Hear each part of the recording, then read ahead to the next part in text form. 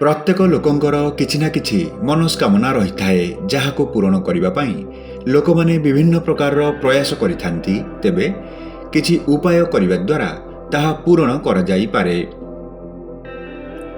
ଯଦି ଜାତକରେ କାଳ ସର୍ପଦୋଷ ରହିଥାଏ କିମ୍ବା ପିତୃଦୋଷ ରହିଥାଏ, ତେବେ କାଉକୁ କିଛି ମିଠା ଜିନିଷ ଖାଇବାକୁ ଦେବା ଦ୍ୱାରା ତାହା ଦୂର ହୋଇଥାଏ। ସକାଳୁ ଗାଧୋଇ ସାରିବା ପରେ ପ୍ରଥମେ ହନୁମାନଙ୍କୁ ପ୍ରଣାମ କରିବା ଉଚିତ। ଏହାଦ୍ୱାରା ଉତ୍ତମ ସ୍ୱାସ୍ଥ୍ୟ, ନିରୋଗୀ ଶରୀର ଏବଂ ଦୀର୍ଘାୟୁ ପ୍ରାପ୍ତ ହୋଇଥାଏ। ଯଦି ଶତ୍ରୁ ବୃଦ୍ଧି ହେଉଥାଏ କିମ୍ବା ଆର୍ଥିକ ସଙ୍କଟ ଦେଖାଦେଉଥାଏ, ତେବେ ପ୍ରତ୍ୟେକ ଦିନ କୁକୁରକୁ ରୁଟି ସହିତ ଗୁଡ଼ ଖାଇବାକୁ ଦେବା ଦ୍ୱାରା ତାହା ଦୂର ହୋଇଥାଏ। ଯଦି ପରିବାରର ସଦସ୍ୟଙ୍କ ମଧ୍ୟରେ ଅଶାନ୍ତି ଦେଖାଦେଉଥାଏ, ତେବେ ରାତିରେ ଶୋଇବା ପୂର୍ବରୁ ଘିଅ ସହିତ କିଛି କର୍ପୂର ଜଳାଇବା ଦ୍ୱାରା ତାହା ଦୂର ହୋଇଥାଏ। ସୂର୍ଯ୍ୟୋଦୟର 1 ଘଣ୍ଟା ମଧ୍ୟରେ ସୂର୍ଯ୍ୟଙ୍କୁ ଅର୍ଘ୍ୟ ଦେବା ଦ୍ୱାରା ଏବଂ 11 ଥର ଓମ୍ ଆଦିତ୍ୟାୟ ନମଃ ଉଚ୍ଚାରଣ କରିବା ଦ୍ୱାରା ମନସ୍କାମନା ପୂର୍ଣ୍ଣ ହୋଇଥାଏ। କୌଣସି ଶୁଭ ମୁହୂର୍ତ୍ତରେ କଳା ହଳଦୀ ଖଣ୍ଡକୁ ଘରେ ପଇସା ରଖୁଥିବା ସ୍ଥାନରେ ରଖିବା ଦ୍ୱାରା ଶୁଭପ୍ରଦ ହେବା ସହିତ ମଙ୍ଗଳକାରୀ ମଧ୍ୟ ହୋଇଥାଏ। ଗରିବ, ଅସହାୟ ଓ କିନ୍ନର ଲୋକମାନଙ୍କୁ କିଛି ଆର୍ଥିକ ସାହାଯ୍ୟ କରିବା ଦ୍ୱାରା ମନସ୍କାମନା ପୂର୍ଣ୍ଣ ହୋଇଥାଏ। ନିୟମିତ ଭାବରେ ପାଣିରେ କୁଙ୍କୁମ ପକାଇ ବରଗଛ ମୂଳରେ ଦେବା ଦ୍ୱାରା ମନସ୍କାମନା ମଧ୍ୟ ପୂର୍ଣ୍ଣ ହୋଇଥାଏ। ପ୍ରତ୍ୟେକ ଦିନ କୌଣସି କାର୍ଯ୍ୟରେ ବାହାରକୁ ଯିବା ପୂର୍ବରୁ ନିୟମିତ ଭାବରେ ଗାଈକୁ ରୁଟି ଖାଇବାକୁ ଦେବା ଦ୍ୱାରା ମନସ୍କାମନା ମଧ୍ୟ ପୂର୍ଣ୍ଣ ହୋଇଥାଏ। ଘରର ମୁଖ୍ୟ ଦ୍ୱାରରେ ଗଣେଶଙ୍କ ପ୍ରତିମା ଏପରି ଲଗାଇବା ଉଚିତ ଯେପରି ତାଙ୍କର ମୁହଁ ଘର ଭିତରକୁ ରହିବ। ଏହାଦ୍ୱାରା ସୌଭାଗ୍ୟ ପ୍ରାପ୍ତ ହୋଇଥାଏ।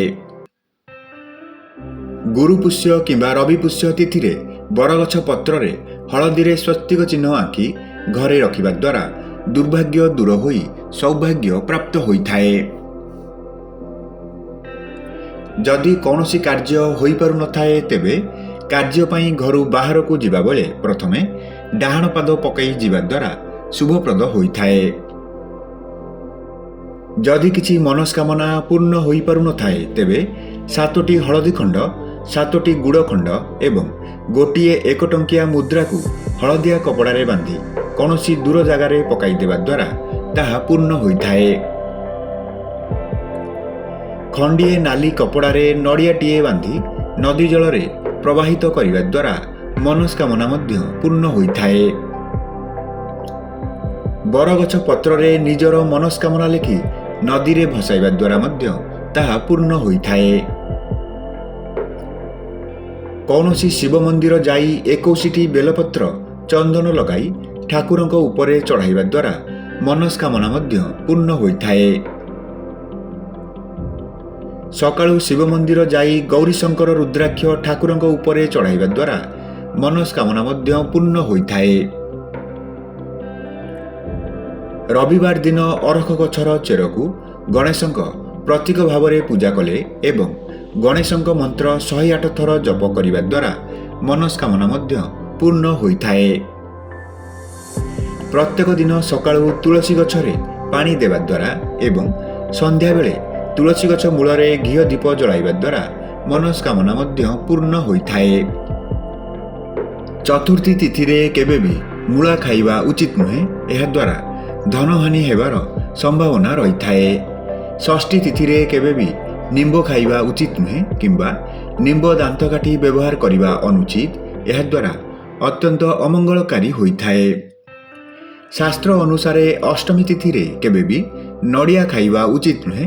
ଏହାଦ୍ୱାରା ବୁଦ୍ଧିନାଶ ହୋଇଥାଏ।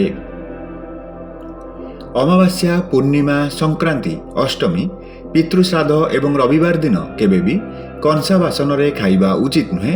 ଏହାଦ୍ୱାରା ଅମଙ୍ଗଳ ସାଧନ ହୋଇଥାଏ। ପାଣି କେବେ ବି ଠିଆ ହୋଇ ପିଇବା ଉଚିତ ନୁହେଁ। ଏହାଦ୍ୱାରା ଆଣ୍ଠୁଗଣ୍ଠି ଯନ୍ତ୍ରଣା ହେବାର ସମ୍ଭାବନା ରହିଥାଏ। ଯେଉଁ ଖାଦ୍ୟ ତିଆରି ସମୟରେ ଝଗଡ଼ା ହୋଇଥାଏ କିମ୍ବା ଖାଦ୍ୟ ଉପରେ କିଏ ଡେଇଁକି ଯାଇଥାଏ, ସେହିପରି ଖାଦ୍ୟ ଖାଇବା ଅନୁଚିତ। ଏହା ରାକ୍ଷସ ଭୋଜନ ହୋଇଥାଏ। ରାତ୍ରି ସମୟରେ କେବେ ବି ଦହି କିମ୍ବା ଛତୁଆ ଖାଇବା ଉଚିତ ନୁହେଁ।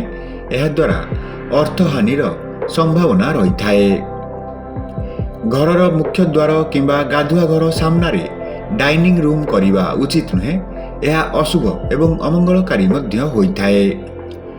ଜୋତା କିମ୍ବା ଚପଲ ମାଡ଼ି କେବେ ବି ଭୋଜନ କରିବା ଉଚିତ ନୁହେଁ। ଏହାଦ୍ୱାରା ଅଶୁଭ ହେବା ସହିତ ଅମଙ୍ଗଳକାରୀ ମଧ୍ୟ ହୋଇଥାଏ। ଖାଦ୍ୟ ଖାଉଥିବା ସମୟରେ କିମ୍ବା ଅଇଁଠା ହାତରେ କେବେ ବି ଅଗ୍ନିକୁ ସ୍ପର୍ଶ କରିବା ଉଚିତ ନୁହେଁ। ଏହା ଅତ୍ୟନ୍ତ ଅମଙ୍ଗଳକାରୀ ହୋଇଥାଏ। ଖାଦ୍ୟ ଖାଇସାରିବା ପରେ କେବେ ବି ଅଇଁଠା ଥାଳିରେ ହାତ ଧୋଇବା ଅନୁଚିତ। ଏହା ଅଶୁଭ ହେବା ସହିତ ଅମଙ୍ଗଳକାରୀ ମଧ୍ୟ ହୋଇଥାଏ। ଖାଦ୍ୟ ଖାଇବା ସମୟରେ କେବେ ବି କଥାବାର୍ତ୍ତା ହେବା ଅନୁଚିତ କିମ୍ବା ଖାଉଥିବା ବେଳେ କୌଣସି କାର୍ଯ୍ୟ କରିବା ଅନୁଚିତ। ଏହା ଅତ୍ୟନ୍ତ ଅମଙ୍ଗଳକାରୀ ମଧ୍ୟ ହୋଇଥାଏ। ଖାଦ୍ୟ ଖାଇବା ପୂର୍ବରୁ ସବୁବେଳେ ଠାକୁରଙ୍କୁ ସମର୍ପଣ କରି ଖାଦ୍ୟ ଖାଇବା ଉଚିତ। ଏହାଦ୍ୱାରା ଅତ୍ୟନ୍ତ ମଙ୍ଗଳକାରୀ ହୋଇଥାଏ ଏବଂ ଜୀବନରେ ଉନ୍ନତି ସାଧନ ହୋଇଥାଏ। ଘରେ ଡାଇନିଂ ଟେବୁଲ ଉପରେ ସବୁବେଳେ କିଛି ଖାଦ୍ୟ ପଦାର୍ଥ ରଖିବା ଉଚିତ।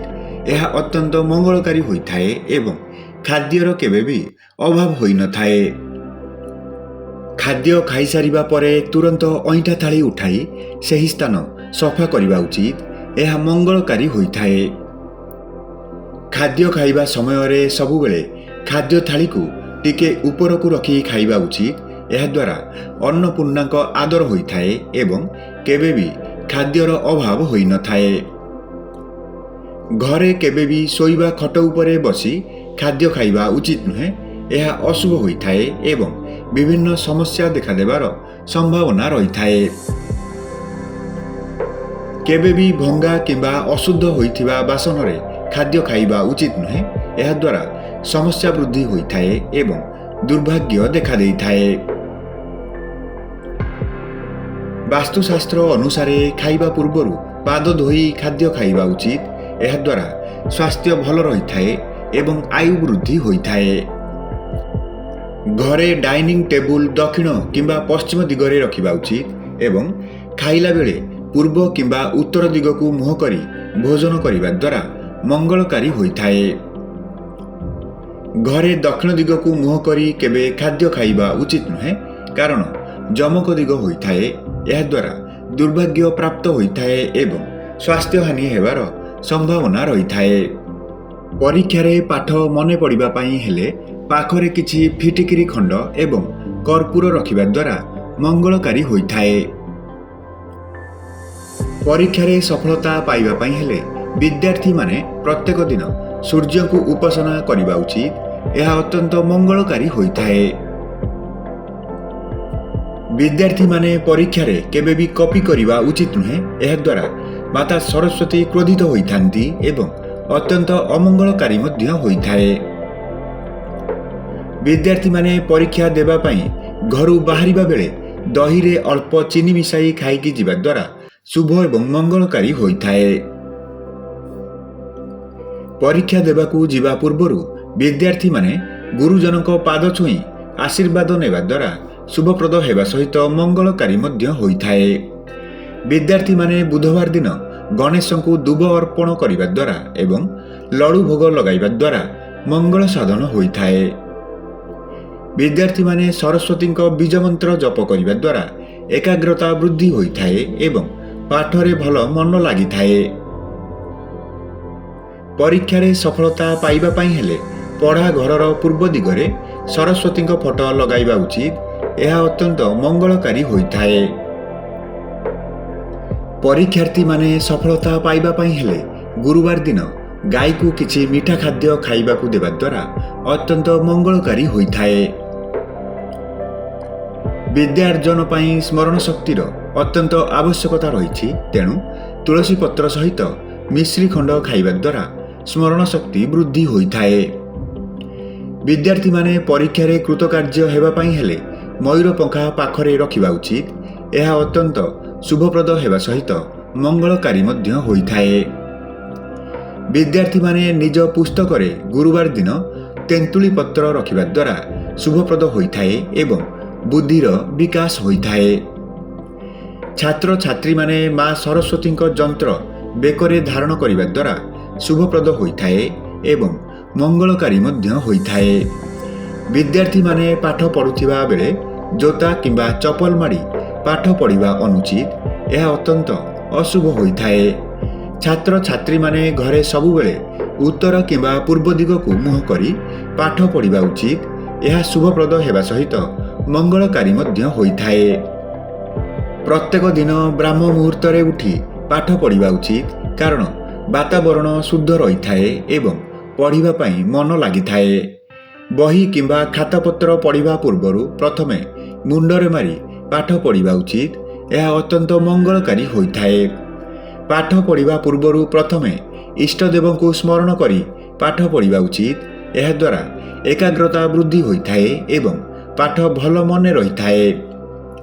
ପଢ଼ିବା ଟେବୁଲ ସବୁବେଳେ ସଫାସୁତୁରା ରଖିବା ଉଚିତ ଏବଂ ଟେବୁଲ ଉପରେ ବହିପତ୍ର ବ୍ୟବସ୍ଥିତ ଭାବେ ରଖିବା ଦ୍ୱାରା ଶୁଭ ଏବଂ ମଙ୍ଗଳକାରୀ ହୋଇଥାଏ। ପଢ଼ିବା ଟେବୁଲ ଉପରେ କେବେ ବି ଖାଦ୍ୟ ଜିନିଷ ରଖିବା ଉଚିତ ନୁହେଁ ଏବଂ ପାଠ ପଢ଼ିବା ସମୟରେ କୌଣସି ଖାଦ୍ୟ ପଦାର୍ଥ ଖାଇବା ମଧ୍ୟ ଅନୁଚିତ। ବିଦ୍ୟାର୍ଥୀମାନଙ୍କ ପାଇଁ ପରୀକ୍ଷା ସମୟ ବହୁତ ମହତ୍ତ୍ୱପୂର୍ଣ୍ଣ ହୋଇଥାଏ। ଏହି ସମୟରେ ଶାନ୍ତ ମନରେ ପାଠ ପଢ଼ିବା ଏବଂ ପରୀକ୍ଷାରେ ସଫଳ ହେବା ଅତ୍ୟନ୍ତ ଆବଶ୍ୟକ ହୋଇଥାଏ। ଏହି ଭିଡ଼ିଓଟିକୁ ଲାଇକ୍, ସେୟାର ଏବଂ ଚ୍ୟାନେଲକୁ ସବସ୍କ୍ରାଇବ୍ କରିବା ପାଇଁ ଆପଣମାନଙ୍କୁ ଅନୁରୋଧ।